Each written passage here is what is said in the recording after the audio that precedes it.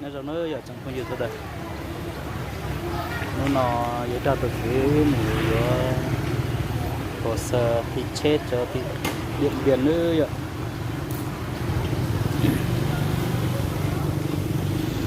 giờ nào giờ đợi cứ tận đấy từ một trò tọ tận dạo nữa vậy như một trò đó thì điện biên nhiều hồ sơ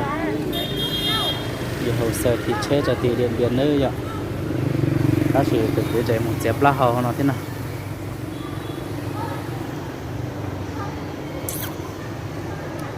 ta chỉ mong mình sẽ để thấy một dép rút tỏเลย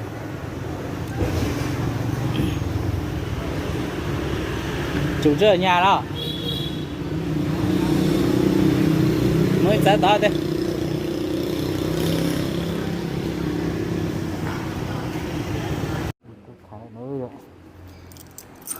cái này ra lấy phải rõ cơ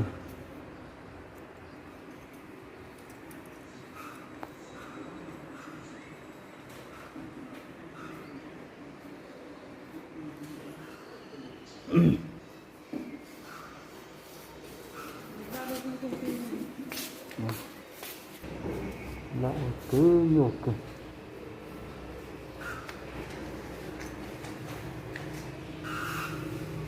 sao đậm đấy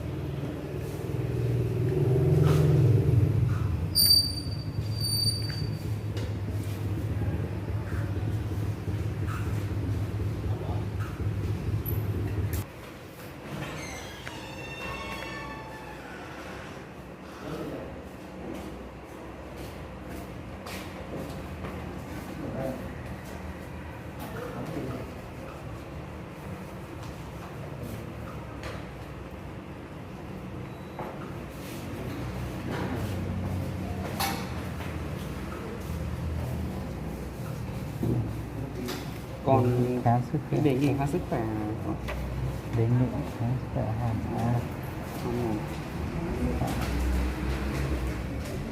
sẽ hạng một à thế thôi rất là thế thôi cái này chưa đấy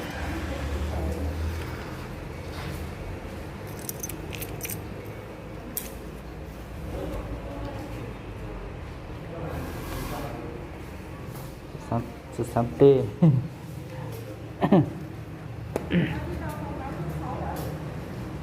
vâng số 6 à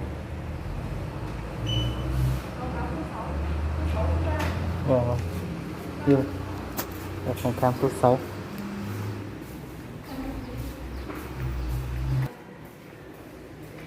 ở phòng khám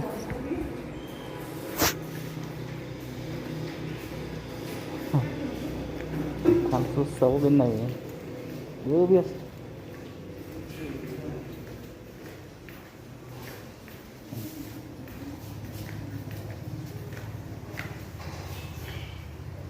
mở vào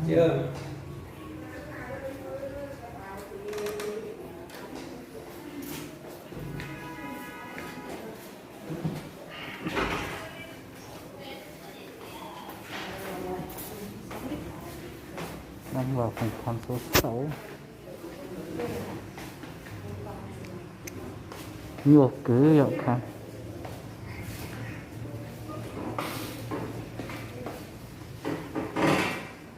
một cái bệnh viện lọt bệnh viện nhá và cắt nơi luôn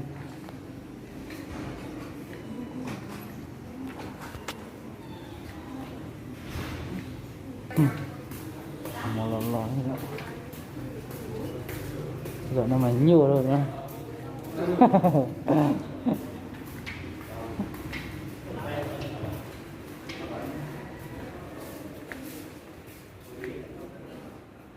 số 3 hả? Số 4, số 5 864 Tuấn tôi mà vào phòng số 8 nữa. À, Thế thì vào phòng số 4 ở phòng số 4 hay là vào ở rồi hết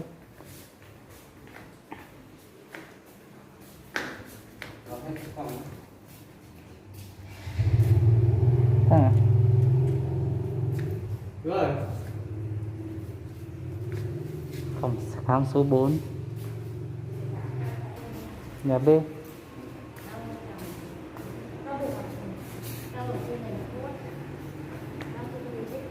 Nhà B nào ạ? Chia nhau. Phòng xét nghiệm là Xét nghiệm nhớ hay thì to trong số đây lại có phải cả đấy phòng xét nghiệm nhà B ở đây.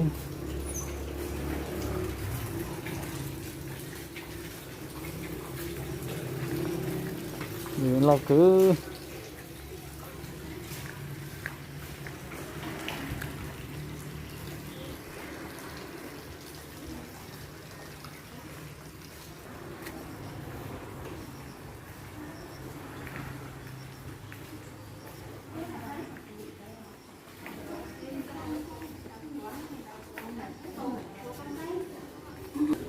ở phòng xét nghiệm ơi ạ, tao liên tục chứ. cái này cái này nó cứ tỏ này. Có cái đó không ký thầu khám là như cứ khám kho chết lấy chết đi.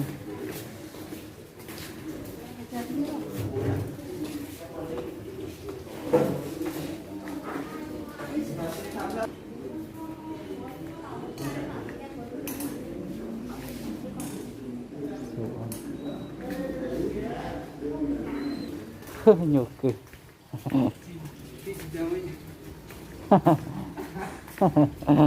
Nhiều cười.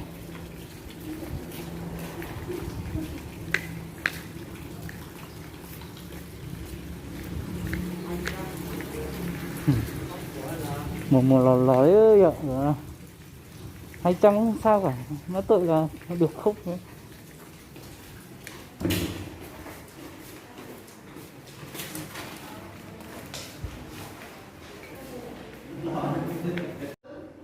Rồi mấy lúc chế nhà sàn trong ngô cứ không nhớ rồi.